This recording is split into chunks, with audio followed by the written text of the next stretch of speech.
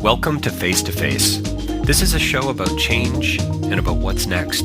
It's a show that wants to ask questions, peel back the layers of our average everyday experience, and go beyond scratching the surface.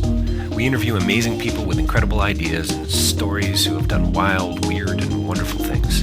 Remember that imagination shared creates collaboration, and collaboration creates community, and community inspires social change. I'm David Peck, and this is Face2Face.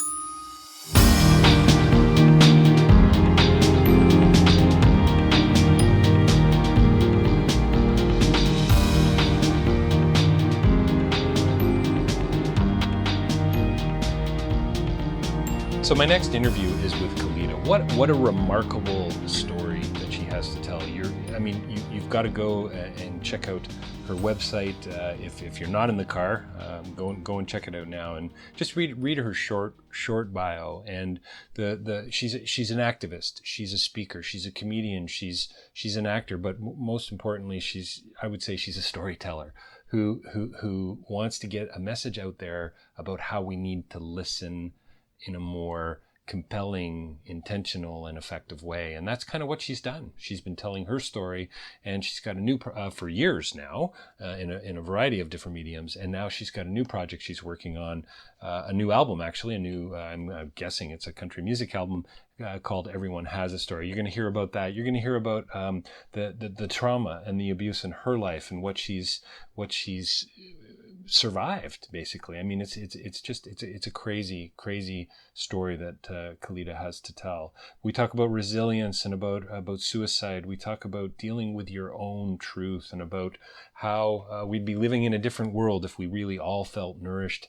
and encouraged on a sort of an ongoing basis. I mean, what kind of a world would that be? We also talk about Bearland Stratas, and before you search that online, listen into the interview. Kelita is coming right up, and don't forget face2facelive.ca for more podcasts. We're well into our 310th interview, I think, and TIFF is coming up soon, and also rabble.ca for more information there about not only about my podcasting but other engaging and compelling podcasts as well. Kelita coming right up. Well, welcome to Face2Face. We're joined by another very special guest with us here today online from out west, I think, Vancouver. Kelita. Kelita is here with us today. Thanks for joining us. Yeah, you're welcome. All the way from Vancouver. Yep, beautiful British Columbia. It's still astounding to me what you can get done with a telephone these days. I mean, isn't it remarkable? I know. Yeah, it's amazing. Even the phone. So much to talk about. Really looking forward to digging into a lot of issues, I think. But I want to talk about your music and about your history and what you're up to currently. Really quickly though, can you tell us what sort of got this call going? What was the catalyst for it? This project you're working on. Everyone Has a Story. It's kind of a Kickstarter-like campaign. You're trying to raise some funds, and you're 42% of the way there, which I would say is pretty good. Yes, after 2.5 weeks. I've been working it hard. That's not bad, and you've got 42 days left, so you're doing well, I would say. Yeah, well, thank you. I need that encouragement every day. Well, you know what, David? For years now, I have been sharing my own story. Did a TED Talk 5 years ago down in the States, shared my story there. I've been sharing my story on stage, in my seminars, lots of women's events. And then in the last couple of years, I wrote a song called Everyone Has a Story. And each verse deals with different types of abuse. And that's been part of my life, my own personal life. And it just seems that, every other woman that I meet has come from some sort of background of abuse. And so it's been very prevalent in my work. And so as I wrote this song, the chorus of it is just a refrain, very simple. Everyone has a story, and everybody needs to hear the words, I'm sorry. And so that message, I think it can apply to so many people. We realize there's so much hurt in this world, and sometimes all it takes is just a simple, I'm sorry. I work with a lot of women who have been who come from backgrounds of childhood sexual abuse, and just those two words, "I'm sorry," could change the trajectory of their life and their emotional wounds. So all that to say, that's the content of the song. And as I was throwing around titles, with every album that I put out, it's like a book or any kind of project, your title, your branding is so key. And I just kept coming back to Everyone Has a Story, because I think we're more interested in people's stories these days than probably ever before. Well, it seems to me it's the only way forward, really. Yeah. I mean, the idea of sitting around a campfire listening to stories, when you share a meal, a good conversation on the phone, like, we're having and about to have, and all of that. I mean, a great film, great books. I mean, this is, I mean, isn't it how we learn? Isn't this the way we learn how to, be better human beings? How to, how do we actually learn how to say sorry? We listen to other people's stories. Yeah, exactly. And then we let them, work from the inside out. Yeah. And the thing that I come across so much of the time is that people who have been deeply wounded think that they're the only ones that have experienced that particular thing. And so a lot of people, I've met women, seniors, that they've never told anyone their story. They're still holding so much in. And what I'm all about, because I held mine in for many years, and once I think you step out of that cage and find the freedom that there is in allowing yourself to be vulnerable, is that you can relate to so many more people, you can empathize with people, and you can encourage other people that, hey, you're not alone. There's a universal story here. And and then we embrace each other. We understand each other better. And Kelita, isn't that what I mean, isn't that the deep irony about it? When we're hurting, we retreat. And what we need the most is to be able to share it, to almost wear our heart on a sleeve, in a way, it seems to me, to hopefully bring others into our community. It might be just a community of 2 or 3. But but I mean, when I say share your story, I mean, we have to still find a safe place. Right. Right. Yeah. That's important. So you're a singer, you're a comedian, you are a life coach. You've worked on stage with Katie Lang, Reba McEntire, Jim Carrey, Tommy Hunter show. I mean, come on. How crazy is that? I did the Tommy Hunter show 8 times. Wow, that's so cool. With some pretty cool stars. Anyone that's worked with Tommy Hunter has a story worth telling. That's what I think is, Sure. Yeah, well, he's, Canadian legend, every, I don't know whether it's a Friday or Saturday night, people used to be in front of their TVs, CBC, watching Tommy Hunter. At least I did. I grew up in rural Alberta. Okay. I'm very sorry about that. Yeah. My parents were farmers and ranchers, and so, that's cool. In the early days of my childhood, it was just a black and white TV with a couple of channels, and so, whoa, Tommy Hunter. I mean, seriously, that's where, I heard some of my first, well, it wasn't live music, but live on TV. Sure, yeah. What was, okay, so that's horrible. What was the other show that everyone listened, come on. Is it a country show? There was another country show. Well, there was Hee-Haw. Country Hoedown. Country Hoedown. I don't remember that one. And Don Messer's Jubilee. Oh, okay. Remember that one? That was from out east, and Anne Murray used to be on that one years ago. This is like the Beachcombers era, right? Oh, yeah. Do you remember the Beachcombers? Oh, yeah. Yeah, and I've been to where they filmed that out here. Oh, is that right, eh? Yeah. Cool. Yeah. So, well, I mean, clearly you've got quite a past as an entertainer. I mean, you've got so many stories to share, and it seems to me, when I spend a bit of time on your website and we've chatted in the past, it seems like you're bringing all of that together, not only in this album, Everyone Has a Story, but in the experience that you're trying to create for people. Yes. Well, we're a sum of our parts, aren't we? And our life experiences make up who we are, and as we get older, we just have more and more experiences. Yeah, my career, my life has been pretty diversified, starting out as a country girl, singing to the cows, literally, because they were a captive audience. And then, then I traveled to Toronto at the age of 18. I left my home in Calgary, which was a very broken, dysfunctional, messed up part of my life, and I moved to Toronto, and that was culture shock. Oh, yeah, or what? Yeah, and I went to York University, and I didn't seriously. I mean, they've got a large Jewish population there. I didn't even know what a bagel was. Right. Yeah. So have you written a song about that? I didn't even know what a bagel was. No, I haven't. I guess I'll have to think about that one. There could be money in that. There's a lyric there, I think, waiting to be found. I thought they were just donuts dipped in cement, really. So but essentially, but way out of your frame of reference, and it was. Yeah.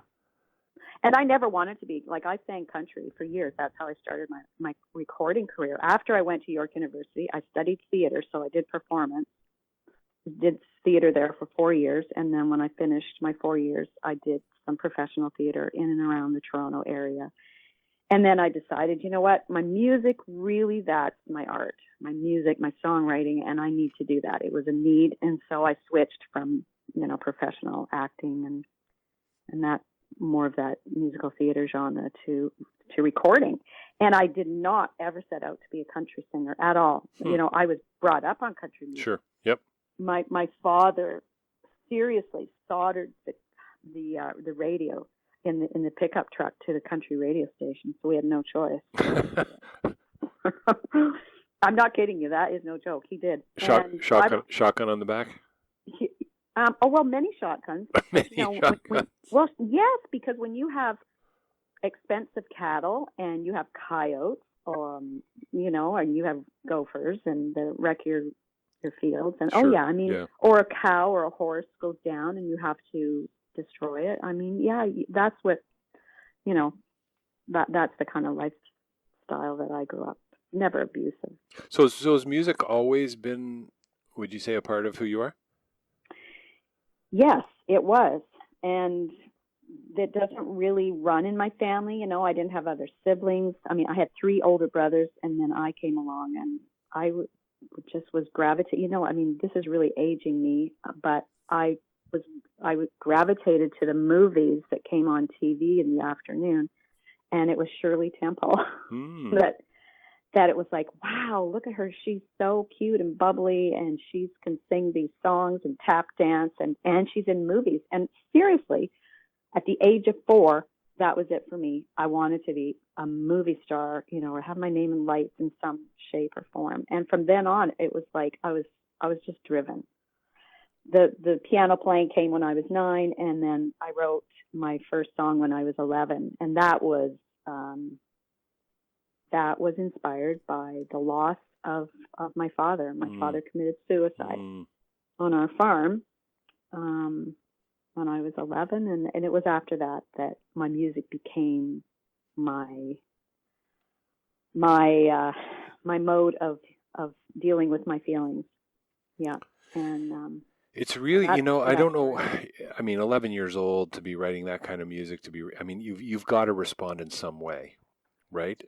Whether you're 9 years old, 3 years old, or 83 years old. So what are you going to do? You're going to retreat. You're going to paint. You're going to go play with your friends. What are you going to do? And Angelina Jolie's in the news right now with her film First They Killed My Father, which is coming out at TIFF this fall, and it's about Loeng Ung, who wrote the book First They Killed My Father, and she wrote it in her 30s, but reflecting on her experience as a 9-year-old and what was going on in Cambodia at the time during the Khmer Rouge, and it's a fascinating read to see how this older woman is remembering what she went through as a 9-year-old. And as she grew up and as she matured in such an incredibly horrific, traumatic environment. But in a sense, and there's another tie in there to Cambodia, and that was part of the reason for bringing it up, which we'll talk about in a second. But are kids just really resilient? Were you particularly resilient? That's a pretty traumatic event to have to attend to at 11. Yeah, and I don't know if you're aware, but I also lost my mother to breast cancer 4 years later, and then 2 years after that, a brother to a heroin overdose. Wow. So I had yeah, how do you deal with that kind of trauma? Yeah. Well, you That know kind what? of pain. There totally, totally, there's a resilience that is, you can't even, I don't even think there's a name for it, you know? Mm-hmm. I feel very fortunate that I was given a certain amount of fight in me, of tenacity, because of my personality, I don't know, DNA, genetics, you know, like my sister who was 3 years younger, you know, she went through the same experience, and yet she handled things differently in her life. And, well, I would say, you know, out of myself, and then I've got lots of stepbrothers and sisters, and most of them are addicts or have been addicts, which is very common. And I just feel, I feel very fortunate and blessed that, you know, I've had my dealings with drugs and alcohol over the years, but I've never been to that stage of being dependent on it in such a way that it's, you know, affecting my life. It sounds to me though like you've had the experience that enables you to understand it in a way that others might not be able to. Well, I think so. I mean, my father was, he suffered severely from depression. I mean, he used alcohol as his drug of choice, and losing a brother to a heroin overdose, you know. So, I mean, I was surrounded by alcohol and drugs, and still am with, you know, the members of my family. You talk a little bit about, or your website talks a little bit about your faith. Right. Did that play a part? Did that play a role as an 11-year-old young woman? Yeah. In fact, the song that I wrote, it's called Take Time to Listen. And I actually, and I don't know, I mean, I went to church. We went to a United church, but we lived out in the country, so it wasn't like we were going every Sunday. You know, we had to drive on an 18-mile gravel road to get to church. And when you live on a farm with livestock, and you can't always get to church Sunday mornings, but especially in, you know, Alberta blizzards. But there obviously was something, and God is my choice of words to use, whether it's your higher power or the universe or whatever. But I really believe that, yeah, there was something very special that took place that day when I wrote that song, because I didn't know enough about music. I wasn't particularly, you know, eloquent or that well spoken, but as I was grieving my father and wondering as an 11-year-old child, why wasn't there someone, you know, i.e. my mother or another adult, that could have helped save him from his demise. And as I was grieving, I was playing the piano. I'd only been playing for a couple of years. I started lessons when I was 9, but it was like something took place, you know, something very supernatural took place in the room with me that day. And I began to play, and I began to express myself. I started singing. And before I knew it, I was putting verses together, and it was such an emotional experience that, and it was cathartic. It was, you know, I was being allowed to express myself in a way that was unexplainable. And I think that's the gift of music. And so I knew that day that I knew that something else was going on. Yeah, I knew something else was going on. Well, you know what's so cool and beautiful about that is whatever side of that sort of faith-based spiritual fence you stand on, you can't deny the experience that you had. Yeah, no, right? I can't. You can't deny your story, which is essentially, which I love, which is what we're talking about here in this, you know, the song about listening, and this is what your new album is all about, right? This idea that we all have these stories that we need to tell, that we need to talk about, if we really want to find that kind of, you know, peace or healing or whatever it is you call it, and I think that's what's so powerful about our own experience, our own story, our own sort of, you know, the spiritual ground that we walk on, or whatever it is you call it, you know? Yeah. Well, yeah, when we can tap into that part of ourselves, you know, that is hard to explain, that's hard to express, and start to really examine it Right. You know, I mean, to get to where I am today from those early childhood traumas, you know, I mean, my first marriage was a mess because I hadn't dealt with anything, you know, and I dealt with it with drugs and alcohol and other men outside of my marriage, and climbing the ladder of success in country music. I was so driven, you know, but those early childhood events, you know, can stay with you for a long time and mess a lot of things up unless you finally open yourself up to dealing with your truth.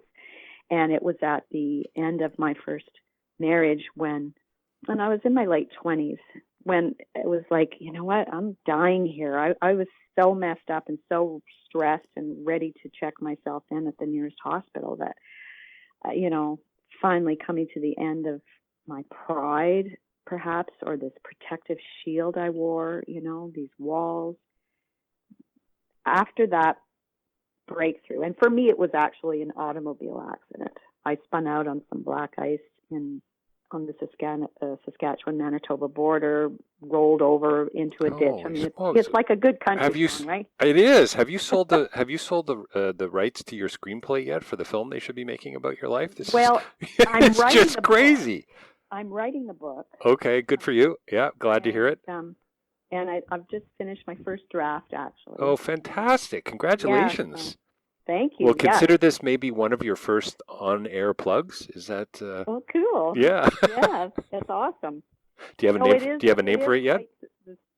No, I've been racking. Well, you know, because everything about, I don't know, tragedy to triumph, you know, all those things, they're just so corny. Yeah. How about I Survived? I survived. Yeah. I got out of the ditch. I don't know. Yeah, it'll come. It'll come. When the time is right. So slid on the ice, rolled the car. This sounds like another serious moment for you, clearly. Yeah, no, that was the turning point for me. And that's when, you know, I had, you know, when I wrote that first song, I really knew that there was this power much greater than me. And then I got involved with a church, actually, when my mom moved to Calgary when she was in cancer treatment. We had to leave the farm, and that was after my dad had died. And then she married a guy who became my wicked stepfather, and after she died, I was left with him. But it was after that you know, everything started to evolve and to change for me, because I found that there was some greater power that I could lean into. And I did that throughout those teenage years. You know, I'm really grateful for that, because I could have been so messed up and gone the other way and ended up, who knows, in jail or something, or a full-blown addict. But I went the other way, you know. I was a little Bible thumper for a while. Or whatever, you know. I mean, I used to get teased like crazy by my stepfather, you know, like, why don't you just take your bed and we'll just take the bed and you can sleep there. But for me, it was a safe place. It was people who recognized the dysfunction of my home, and they were a community. Well, I didn't have a community. And they became my family. Yeah. Well, what I want to know is, did they listen? Yeah, they did. Yeah. They did. And you know what? They saw this young girl who had this gift to be able to sing, to be able to write songs. And that's where I got the platform. They gave me a platform. They nourished me and encouraged me. And that's where, you know, if it hadn't been for that, I don't know. I mean, that's, in many ways, that's where my music career began, because they listened, they saw the gift, and they allowed me to spread. They nourished and encouraged you. I mean, like, you know, you said earlier, I'm sorry, you know, words that we all could probably use hearing more often than not. Yeah. But that idea of feeling nourished and feeling encouraged and feeling affirmed and feeling included and embraced. Yeah. Wow. Wouldn't it be a different world? Oh, totally. I mean, is it a little too idealistic for us to be to be talking about that? I mean, is it too corny? You know, I don't think so. But no, I don't think so. It kind of feels like it sometimes when you read the news, right? Yeah, but I think I see it happening more. I mean, we live in a little strata. I mean, it's very little. We're not attached. We're not a condo. We're not a townhouse. were called a Bearland strata. So they're individual homes. Okay, I've never heard of that. You live in a here. Bearland strata. Bearland strata. Like if I punch that up, will there be like a Wikipedia page for that? Probably. That's hilarious. But, you know, we got a little flyer under the door a week ago saying, you know, we're having a barbecue. Bring your food and let's meet our neighbors.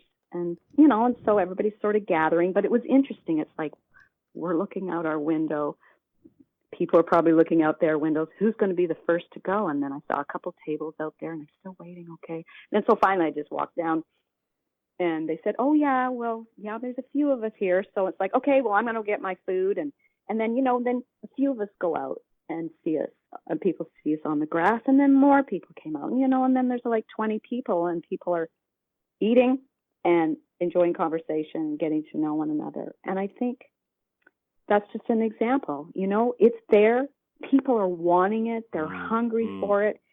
And it's just simple things like that, you know. I mean, it's amazing. So now I know more of my neighbors, and now I know their names, and I know a bit more about them. And then you feel more a part of this little Bearland strata. You feel a part of something. And I think if we, you know, we're all responsible, and we all are irresponsible at the same time, because I know I need to do that more. I mean, you know, bless the woman that put the flyer together. She didn't even put her name on it. Right. Like, here we are. Well, it's kind of a challenge to all of us who live in any neighborhood and who don't know our neighbors, who don't know the people. And listen, I'm one of them, you know. Well, that's what I said. We all are. We all are. I know I'm just as bad as the next person, you know. I can speak it, but do I always act it? So tell me about, I mean, there's so many things we got to talk. We got to talk about Cambodia too before we get off the line. One of my favorite subjects, as most of my listeners will know. But so self-care, mentorship, leadership, working with women, working with women's groups, and so on. I mean, it's all over your website. The quotes, the where you're heading, basically, it seems to me too now. Tell me a little bit more about that. As you know, what does it mean to be a life coach for you? Right. To be a cheerleader, to be someone who is an expert listener, a professional encourager. Right. Sounds like I need to call you more often than not, I think, Kelita. I think yes. I just love encouraging people. You know what? That's cool. There's something about telling people something that maybe they haven't given themselves to learn about themselves or to acknowledge in themselves. I think, you know, like just like we're talking about, we're so crazy busy, and we sort of listen to each other, but, you know, I mean, really, truly listening. And the mentorship and the life coaching for me has come from my experience. When I go out and I speak and I sing, I do concerts, I do women's events, I share my story all the time. And so women feel comfortable sharing with me because I've let down my guard. They know that I'm the real deal, and they just open up. They start to open up. They send me emails. I mean, I've had hour and a half conversations by text on Facebook Messenger with people. I have helped people while they've been in psych wards, and have still been able to, you know, do my little part. And the comment that comes back to me the most is that because I've been there and I understand and I can empathize with them, and I'm not judging them or trying to fix them. I'm just sharing from my own experience. And so, you know, that for me it's been, I mean, I was never planning, you know, it's just sort of evolved. I get great, I feel like I'm being used for something very positive, you know. Yeah, you know, it really is the splash and ripple effect. I mean, it sounds to me like you're now taking it to a much more sort of professional level, something that you've been doing forever, right? You've been listening, you've been performing, you've been, you know, dropping these little pebbles into the ponds of people's lives for years through your songs and your choruses and so on. But now you're like, no, hang on a minute here. I got something else to offer here. Let's talk about doing this in a little bit more of an intentional way. Yeah. I think that's, you're right. Exactly. And so that's where I'm stepping into that. It's kind of new for me to bring some structure to it. But I mean, I know that there's a lot of people out there, and I'm not a counselor. I'm not a professional counselor. I haven't gone and got my master's in any of that or anything, and Well, you don't need to. You're a country singer. I mean, come on. What else do you need, really? Right. You're funny. But the way I guide people is, and I would only do it if I felt like it was a good fit for us, right? Kelita, do you think that, I just, as we're chatting, I'm kind of hopping around on your website a little bit and just astounded at the width and the breadth and the depth of your experience. And a word that I've seen a couple of times now is dysfunction. And I think about it in my own life. And do you think, is it really that all of us just at a younger age, because a professional therapist recently said to me, it's all in your childhood. Yeah. Right? Yeah. It's all there, so you got to get back to that if you really want to deal with you do. Issues, whether they're capital I or small I. So as kids, is that what we needed? I mean, obviously we needed people not to take advantage of us, whatever that means. Yeah. Right? Whatever kind of abuse that we suffered. And believe me, I know that when you look at the stats, they're just astounding. They're astounding. At just women and what they've endured. And men too. And men too, without a doubt. Totally. Different kinds of abuse for sure, but has the ability to leave scars and these, these traumatic resonant experiences. Do you think if we had a space like you had in this environment, this church, this community that you had, would we be in a better place? Well, of course, I think so. But no group, no community, no organization is perfect. Right. And that's just the reality of our human frailty, and hurting people hurt people. And right. Yeah. That's an old line now. Yeah. But it's true though. It's so true. And that's one of the things I encourage people that I meet and in my keynotes is that, what? Why not work on yourself? Because you got kids, you got grandkids that are coming along. Invest in them. When you are in better health yourself, then you're going to be a better parent. You're going to be a better grandparent. Right. You're going to have better relationships that model for this new generation. We always think, oh, well, I don't want to go back and work through all that stuff, or I'm okay. But really, we don't understand how much of an impact we have on our kids. My parents, besides, the stuff that they went through, obviously, they had stuff that went on in their childhoods, and it just perpetuates itself, and it goes through the generations. My gosh, but I am bound and determined that, we just have one child. He's 24.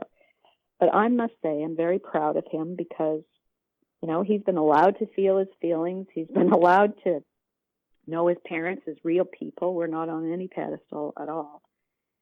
And, we all do our best.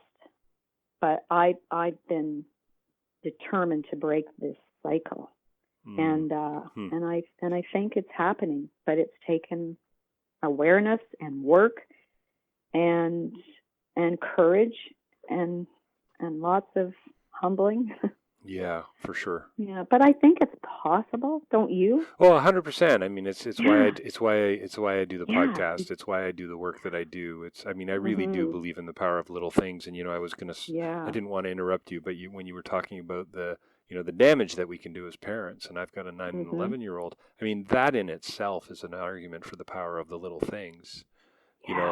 On the wrong side of, the equation, I guess you could say, but still the damage we do by not saying sorry, can live several lifetimes after us. And that's a incredibly profound thought that we probably should be reflecting on more and meditating on. And I think we are as a culture. I hope we are as a global culture.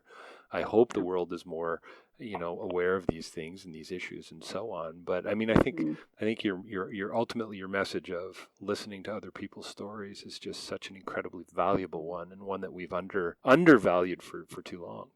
Yeah. And Yeah. you know what? I think you used the phrase, but maybe breaking the cycle. Could that be the title of your new book? I'm determined to get the title of your new book before we end our interview Okay, today. good. Yeah.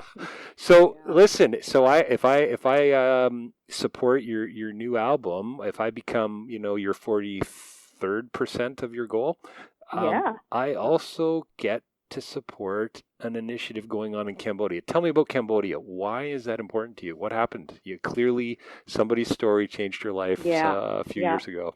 Yeah. I heard the stories of several little girls who were enslaved, young girls living in rat and feces infested rooms that were serving men, 20, 30 times a weekend. And yeah, that blew me away. And I just was like the big mama bear. And it was like, well, I got to do something. I have to do something. And that led to my family and I going to Cambodia, experiencing the country, seeing what was going on there, and aligning myself with Ratanac International, which is an organization out of Vancouver here, directed by Brian McConaughey, who I know you know. Mm-hmm.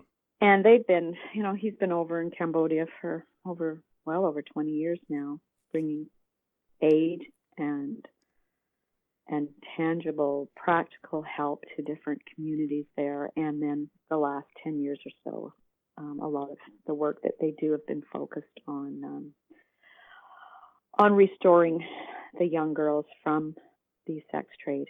So I got involved. I had a vision. How was I going to help? Well, I was going to put, what do I do? Well, I do music. So I put together a music CD, a Christmas CD, and then some Christmas concerts. And then it spread a bit to Calgary, where I did some major shows there. And then I set up this whole project. And I just wanted to raise $25,000. Right. That was my goal. And it then became my life Right. for about a huge part of my life, Sure. for about 7 years. Oh, is that right? Wow. Yeah, it was a long time. It was a long time. And we were able to raise a lot of money and through Ratanac, channel it through them to help young girls be restored. And so it really changed my life. I was brought into a whole new world, that underground stuff that goes on. And $250,000, is that right? Mm-hmm. So I need to tell you about, and I mentioned to you before, but I think the book is called The Disappeared by Kim Eklund, and she almost won the Giller Prize a few years ago. And she was in Cambodia, went to the Russian market, which you probably have visited in your trip. Yeah. She sat down with a drink, and a woman sat down beside her and started to tell her her background, her story, what she'd survived, and so on. And I've said about Cambodia, and you can say this about any place in the world. You could parachute into pretty much anywhere in the world with a camera and a notepad and make a film, because everybody's got a story. Yeah. And so this woman shares her story, and Kim comes back and wins. Basically writes this award-winning nominated novel. Remarkable, right? I mean, talk about. Yeah. I mean, that should have been the beginning of our conversation, because from that everything flows. Talk about splash and ripple. Talk about the power of story. Yeah. Talk about the power of listening.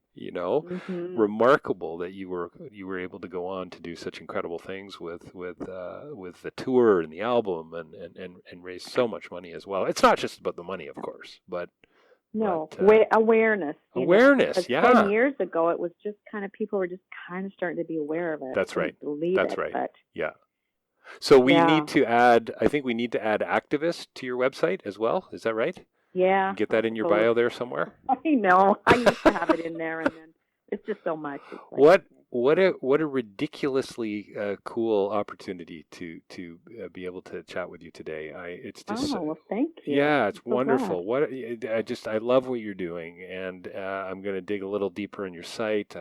We'll get some more information out there. Kelita.com, KELITA.com, and pledgemusic.com. And I think pledgemusic.com. Yeah. And you could just search it's /projects /Kelita, but you could probably just search your name there too, right? Yeah, I don't think there's another Kelita, just Pledge Music. And if you put in Kelita, you'll find my project there. Folks, we've got 42 days. Yeah, I know. I've got it because if you don't make the goal, you don't get money. You don't get the money. Oh, is that right? Eh? Okay. All right. Yeah, it's one of those. There's Yeah, there's I know. that's the shout out, right? It's a little nerve-wracking. I bet I it know. is. Well, gee, every day it's like, okay, is it going to happen? And I'm connecting with people, but that's what it takes because everybody's busy and and it's a summer. And Well, listen, what an opportunity, and thank you so much for your time, and thank congrats you for this this. on the project, and you're very welcome, and congrats again on the new book that I'm determined to help you name. So. All right. Well, good. We'll keep connected. All right. Thanks for your time today, Kelita. Thanks.